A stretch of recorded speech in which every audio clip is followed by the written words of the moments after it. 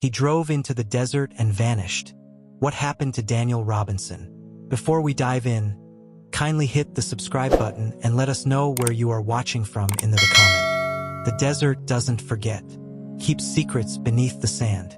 And on June 23, 2021, it swallowed one more. Daniel Robinson, a 24-year-old geologist.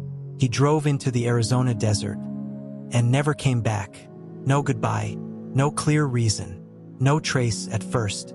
Just a blue Jeep, the sun, and silence. And a mystery that still haunts the nation. Started like any other morning. Daniel showed up for work in Buckeye, Arizona. Hot, dry, typical June heat. He was assigned to a remote site, survey a well, take measurements, log results. His coworkers said he was quiet that day, not withdrawn, just distracted. He texted someone earlier that morning, then turned off the notifications. He wasn't acting like himself. At least that's what they'd say later. Daniel left the site around 9:15 a.m. No explanation, just got in his Jeep Renegade, drove west, into the desert. No known destination, no emergency, just gone. Hours passed. No one heard from him. His phone went dark. His GPS stopped pinging. By nightfall, his family was panicking. Calls went unanswered, texts unread. His sister reported him missing. His father, David Robinson, got in his car and began the drive from South Carolina to Arizona. 1,000 miles of dread. No sleep, no answers, just a mission: find his son. The police weren't alarmed at first. They called it not suspicious. Said Daniel was an adult. Maybe he just needed space. But David knew better. Daniel wouldn't disappear. He wouldn't vanish without telling someone. Not his family, not his friends, and certainly not into the scorching Arizona desert. David arrived within days and hit the ground running. He handed out flyers, talked to reporters, rented drones, hired a private investigator, pushed law enforcement, and combed the desert, every inch, every cactus, every shadow, looking for something, anything. Then, almost a month later, a break. July 19th, 2021. Daniel's Jeep was found, tipped on its side, in a ravine, just 3 miles from the job site. Its airbags were deployed, its windows shattered. It looked like a crash, but something didn't add up. Inside the car, they found Daniel's phone, his wallet, his keys, and his clothes, neatly folded. Boots, socks, jeans, and a bright orange vest, as if he undressed calmly, in the middle of nowhere, and walked off into the desert. There was no blood, no sign of struggle, no tracks leading away, just silence, and heat, and questions. Why would he leave his things behind? Where was he going? Was someone with him? Or was Daniel in crisis? Police called it a voluntary disappearance. They suggested disorientation, maybe heat stroke, maybe delusion. But David didn't believe that. His son knew the desert, knew how to survive. He was smart, rational, logical. He didn't just wander off. Not without a reason. The private investigator found more evidence. The Jeep had been driven after the crash. More miles logged, airbags deployed 11 times. The scene might have been staged to look like an accident, or maybe something darker. Daniel had no history of mental illness, no known enemies, no major problems at work, no signs of distress. He was close to his family. He texted his siblings often. He was chasing his dreams, a young black geologist building a life in the Southwest. And then nothing. Theories began swirling. Was he targeted? Was it a hate crime? A cover-up? Or did he uncover something at work he wasn't supposed to? Something dangerous? Was he running from someone? Or toward something? Too many questions. Not enough answers. Weeks passed. Searches continued. Volunteers joined. Search dogs. Helicopters. But the desert is vast. Unforgiving. It hides what it wants. And Daniel was still missing. David refused to stop. He set up a search camp, posted daily updates, held press conferences, built a national following. He was a father on a mission, relentless, fierce, refusing to be ignored. And slowly the world began to notice. Social media caught on. The hashtag #FindDanielRobinson hashtag spread. Celebrities shared his story. News outlets ran features. Still, the police didn't upgrade the case. Still called it non-criminal. Still no suspects. Still no body. Still no peace. To this day, Daniel's case remains open. His last steps still uncertain. His fate still unknown. But one thing is clear. This wasn't just a disappearance. It was the beginning of something bigger. A father's fight. A nation's silence. And a mystery that refuses to fade. And so we ask, what really happened to Daniel Robinson? Did he choose to vanish?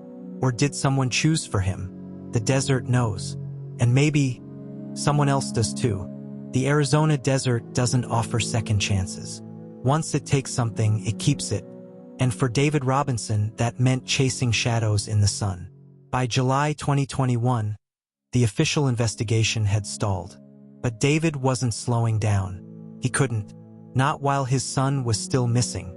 Not while the questions kept multiplying. He set up camp near the site, slept in hotels, ate what he could, focused on one mission: search the terrain again and again. Fly drones over ravines. Scan the scorched ground. Look for patterns, disruptions, anything out of place, anything that could lead to Daniel. The Jeep was the first major clue, but the details were messy. The location felt staged. The car looked intentionally placed. And those clothes, folded neatly beside the vehicle, didn't sit right. Nobody removes their boots in the desert, especially not in 110-degree heat, especially not without a reason. No water nearby, no trail footprints, no signs of someone stumbling, collapsing, or struggling, just silence. David hired a collision expert. What he found shocked everyone. The Jeep had logged 11 airbag deployments. That doesn't happen in one crash. It happens in multiple impacts, multiple events, or simulations. The black box data suggested the vehicle was restarted. After the crash, someone moved the car. Someone tried to make it look like an accident. But why? And who? As the expert examined tire marks and terrain impressions, more inconsistencies popped up. There were no skid marks before the ravine. No signs of braking, just a sudden stop, like the car had been pushed or rolled into place, intentionally. Even stranger, the car's clock showed different timestamps from the black box. The Jeep had traveled 11 more miles after its supposed crash site, which meant it was driven elsewhere, then returned. The accident wasn't spontaneous. It was curated. Then came the bones. Scattered remains found in the area. Skulls, ribs, vertebrae, dozens of them. But not Daniel's. They belonged to animals, mostly cows and coyotes. But it made one thing clear. The desert was a graveyard. Things died out there all the time. And what didn't die got buried by wind and sand. The heat made everything worse. Each day above 110 degrees Fahrenheit. Each night cold enough to rattle the teeth. Survival beyond 48 hours? Unlikely. Still, David believed. Because he had to. Because sometimes, belief is the only fuel left. And every day, the clues deepened. Daniel's digital trail raised even more eyebrows. Phone pings showed nothing after 9:15 a.m. No calls, no texts, no app use, just digital silence. But his work tablet logged an unusual error. Tried to sync hours after he vanished. Why? Was someone else handling it? Or was it a glitch? The timing was too specific, too suspicious. Then came the personal journal. Daniel had been writing notes, lyrics, reflections. Some sounded spiritual, others emotional. He'd recently gone through a breakup, and friends said he'd been acting distant. But nothing in the writing suggested danger. No plan to run, no cry for help, no goodbye, just scattered thoughts, like any 24-year-old figuring life out. But not everyone agreed. One coworker claimed Daniel had spoken about love, unreciprocated feelings, A woman he'd met recently. He had sent her messages, but she wasn't interested, and he kept texting. A lot. Enough for her to block him. Was it obsession? Or just confusion? Heartbreak does strange things. But would it drive someone into the desert? Into nothing? David didn't buy it. He said his son was emotional, yes, but not unstable. Not dangerous. Not reckless. This was something else. Something larger. And with every clue, David grew more certain. Someone else was involved. He mapped out a 20-mile radius, divided it into grids, scheduled weekly volunteer searches, brought in cadaver dogs. He built a command center from scratch, with maps, timelines, data logs. He was running his own investigation, because no one else would. And in that heat, with rattlesnakes underfoot, he pressed forward. Every single day, media began circling. CNN, the New York Times, Dateline, true crime podcasts launched episodes. But the coverage was inconsistent, came in waves, and often disappeared as quickly as it came. Unlike other missing persons cases, like Gabby Petito, her case gained national traction within days. FBI, helicopters, round-the-clock coverage. Daniel? Silence. A young black man missing, and barely a whisper from the system. David called it out, openly, relentlessly, and it worked. Sort of. The hashtags grew. Supporters formed a community. People mailed him supplies. Locals helped search. But still, no new evidence. No witnesses. No surveillance footage. Just more theories. And each one more confusing than the last. Some said Daniel had a breakdown, that he walked away intentionally. Others believed he was lured, targeted. Maybe he saw something. He worked on drilling sites, contract jobs with sensitive data. Could he have seen something he wasn't supposed to? Could someone have silenced him? Without a body, no theory could be ruled out. And that made everything worse. Each week that passed, the questions grew louder. Why didn't law enforcement use more resources? Why didn't they search sooner? Why didn't they treat it like a crime scene? David demanded answers. They offered none. Just red tape, excuses, indifference. And yet he kept going. Because Daniel wasn't just a case. He was his son. And so the clues piled up. Some real, some speculative, all haunting. Each one whispering a version of the truth. A folded vest, a silent phone, a staged jeep, and a missing man whose story wasn't finished yet. Not until every grain of sand had been turned over, and the desert finally gave him back. For more chilling true crime stories, don't forget to like, comment, and subscribe to the channel. It had been weeks. The desert still had no answers. But David Robinson wasn't giving up. If anything, the lack of progress only pushed him harder. He was alone at first, a father with a missing son. But slowly the world started watching, and others joined the search. Volunteers, hikers, true crime bloggers, people who believed justice didn't need a badge. They brought water, drones, determination, because something was wrong. Everyone could feel it. The heat was unbearable. Triple digits before noon. Snakes slithered beneath every rock. But the search team pressed on. They combed dry riverbeds, hiked canyons, marked every step with GPS. Grid by grid, they covered miles of raw wilderness, all hoping for a clue, a shoe, a scrap of clothing, a trail no one had followed before. Anything. David created a base camp. He set up white tents, tables covered in printed maps, stacks of missing person flyers, plastic bins full of first aid kits, coolers packed with Gatorade and ice. Everything you'd expect from a professional operation. But this wasn't official. It was a father's mission, and it was working. The desert revealed small things: animal bones, rusty tools, discarded beer cans from old campers, but nothing that pointed to Daniel. Each false lead cut deep. Each long day ended in heartbreak. Still, they returned. Every weekend, volunteers flew in from across the country. They used metal detectors, infrared cameras, satellite imagery. They searched until their feet blistered. and then they searched some more. Meanwhile, David kept pressing law enforcement.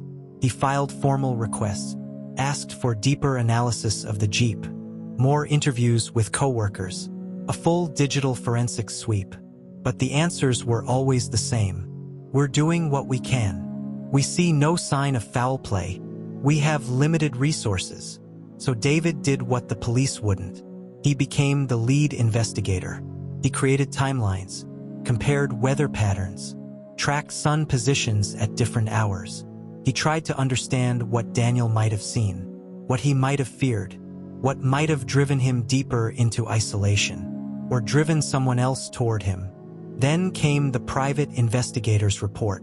It highlighted even more red flags. The Jeep's black box was inconsistent. The crash data felt manipulated. The car's airbag system registered impacts that couldn't be explained. And Daniel's clothing, folded so precisely, suggested intent. Not panic, not disorientation. It felt ritualistic, calculated. Other pieces didn't fit either. The crash site was near cell towers. Why no emergency call? Daniel's phone had gone dead, but not immediately. Why no signal? Why no trace of that final journey? It was as if the desert swallowed both man and machine. Clean, precise, silent. The media started asking questions too. Why was there so little police involvement? Why weren't dogs brought in sooner? Why hadn't a forensic team done a full sweep of the Jeep? Pressure mounted. The Buckeye Police Department released statements. They posted timelines, claimed they followed all protocol. But for Daniel's family, it wasn't enough. David turned to the public. He did interviews, podcast appearances, Zoom panels. He told Daniel's story over and over, every time with more urgency, more pain, more fire. He wasn't just a father now. He was an activist, a voice for the voiceless, a reminder that some lives disappear, and no one notices. His message landed. Petitions were launched. Billboards were raised. Celebrities shared his son's photo. But still no Daniel. No trace. No body. Only emptiness. And David had to live inside that emptiness every day. One morning, a volunteer found something. A human bone. Near a wash, 5 miles from the crash site. It sparked panic. Forensics were called. Hope flared, then died. It wasn't Daniel. Another false alarm. Another cruel twist in a case already steeped in agony. Yet even these small discoveries mattered. Because they meant people were looking.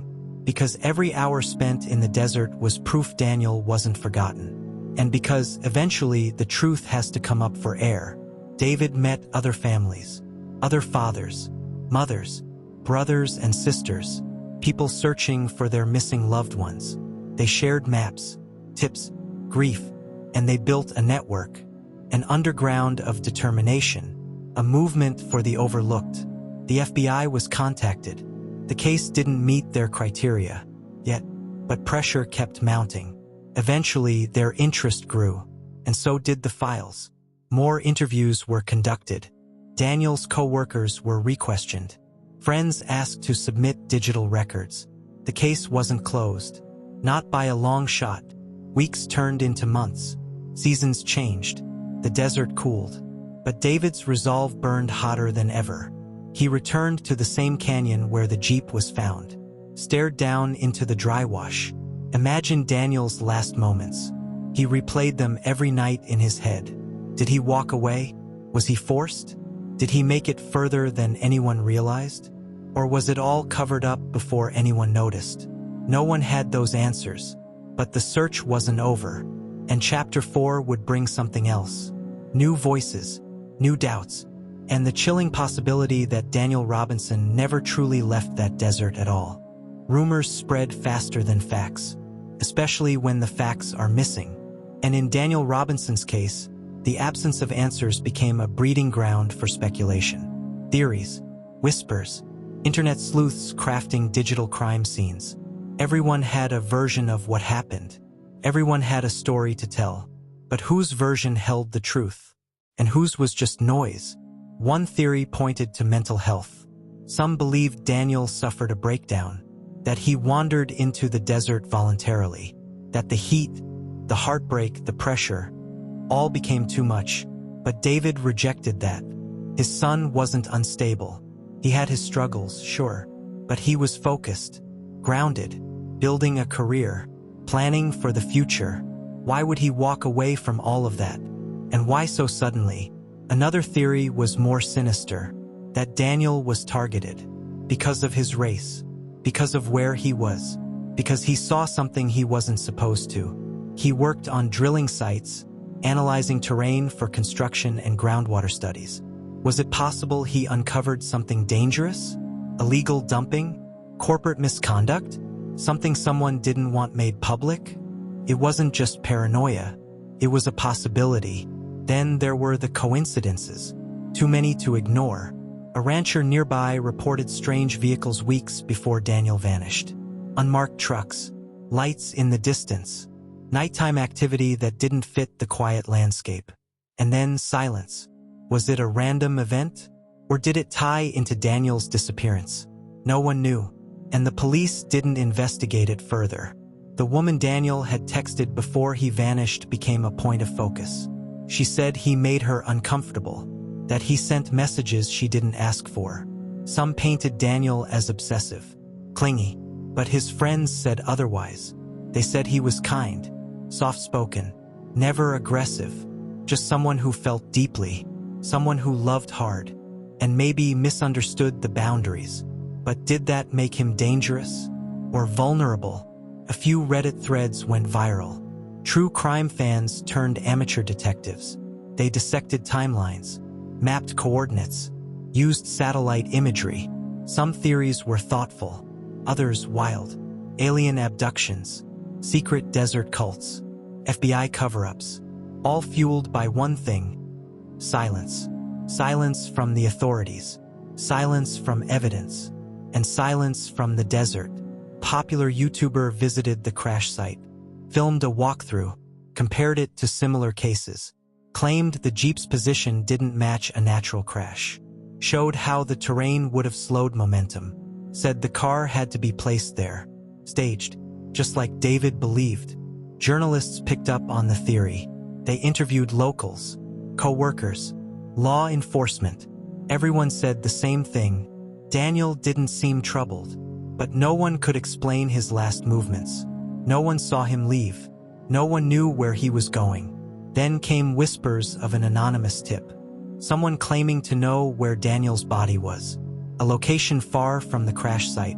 No name attached. No credibility. But it was enough for David to check. He drove out, brought his search team, dug for hours, found nothing. But it wouldn't be the last false lead. Another tip said Daniel had been seen hitchhiking weeks after he vanished. At a truck stop miles away, unconfirmed. No surveillance footage, just hearsay. But David chased it down anyway, because in a case like this, every whisper mattered. A psychic contacted the family, claimed Daniel had been taken, held against his will. They described desert terrain, a shack, a metal roof. David knew better than to trust visions. But he listened, because when hope is all you have, even the impossible gets airtime. Some said it was cartel-related, that Daniel saw something he shouldn't have, got caught in something larger, but no evidence backed it. Still, it lingered, because silence creates shadows, and shadows hide anything we want them to. The Buckeye police released new footage, aerial views of the Jeep, drone shots, but no body, no footprints, and no new answers. Theories continued to grow. People drew lines between Daniel's case and others. Other young black men who'd vanished under strange circumstances. Patterns or coincidences? That was the question. David met with families of other missing persons. They formed a coalition, held rallies, spoke on the steps of city halls, demanded better response times, better resources, better media coverage. Because Daniel's case wasn't an exception. It was a reflection of a system that moves slow, and sometimes not at all. Another month passed. No new evidence. But one of Daniel's co-workers left the company. Suddenly, no reason given. Some pointed to him as a potential suspect. But police said he was cleared. Still, doubt lingered, because in the absence of truth, suspicion fills the void. David kept a journal, documented every tip, every name, every call with police. His notes painted a timeline far more detailed than the official one. He saw patterns in the silence, delays in reports, changes in statements, but none of it brought his son back. Some suggested Daniel started a new life, walked away intentionally, left everything behind. But who does that without a trace? Without money, without preparation? And why leave your wallet and keys behind? Why leave your family in the dark? No suicide note, no goodbye message, just a vanishing act that defied logic. So the whispers continue, each one louder than the last. But the truth remains buried, somewhere in the sand, or perhaps in the silence of someone who knows more than they've said. And until that silence breaks, the theories will never stop. Because humans need answers, and Daniel's story demands them. Time doesn't heal when questions remain. It just hardens the silence. Months turned into a year, and still no Daniel. The desert had given up a vehicle, a few fragments, but not the truth. And for David Robinson, that meant one thing: the story wasn't over. Not until his son was found, dead or alive. David kept the search alive. Weekly updates, community meetings. He launched a website, built a searchable database, uploaded drone footage, heat maps, trail records. He wasn't just a grieving father anymore. He had become the pulse of the investigation. The story caught fire again on social media. A new documentary series aired. An episode featured Daniel's story, brought millions of eyes back to the case. But views didn't bring answers, and the desert stayed quiet. Then came another discovery, a set of bones partially buried, found by hikers. The location was remote, roughly 12 miles from where the Jeep had been found. David rushed to the scene. He stood beside law enforcement, waited for hours, only to learn they belonged to an animal. Another cruel twist, another dead end. David's health began to suffer. The stress, the sun, the constant travel. But he refused to stop. "If I don't look for my son, who will?" he asked in a CNN interview. There was no answer, just more airtime, more sympathy, but still no Daniel. He started lobbying for legislative change, called for better procedures when adults go missing, asked for reforms in how cases are classified. Too often, missing black men were labeled voluntary disappearances. Too often, those cases received minimal resources. He wasn't just fighting for Daniel anymore. He was fighting for everyone still waiting for justice. Then, one evening, a man appeared at a local news station. He said he had information about Daniel. He claimed to have been on the job site that morning, claimed he saw something, a man arguing near the Jeep, another vehicle, a silver truck. The man didn't leave his name, didn't stick around, but it was the first possible witness. David chased it down, hired another private investigator. They scanned footage from nearby highways, searched for any trace of a silver truck. The tip led to a contractor who had worked at the site months earlier. But he denied everything, said he was out of state. No record proved otherwise. Fizzled. Again. By the second year, the case went cold, officially. The Buckeye police archived their files, labeled Daniel's case inactive. David was furious. He held a press conference, held up photos of Daniel, cried on camera. "Why is my son disposable?" he asked. The microphones fell silent. He turned to the desert one last time. One final massive search. Hundreds came, volunteers from across the country. They brought gear, drones, dogs, and hope. It lasted 3 days. They covered over 20 square miles, turned over every rock, every shrub, and then nothing, still nothing. David sat alone at the site on the last night. He looked up at the stars, whispered Daniel's name, let the desert answer with wind and silence. The story of Daniel Robinson faded from headlines, but not from the hearts of those who knew him. His friends still posted tributes. His family still left his room untouched. And David still walked into city offices every month, still asked for updates, still pushed for closure, because the only thing worse than grief is not knowing. The story ends where it began, with a young man who drove into the desert and vanished. No goodbye, no answers, just a haunting question. What happened to Daniel Robinson? A question that echoes still, in courtrooms, in living rooms, and across every inch of the Sonoran Desert. Until it is answered, the silence will remain. And with it, a father's unbreakable resolve. For more chilling true crime stories, don't forget to like, comment, and subscribe to the channel.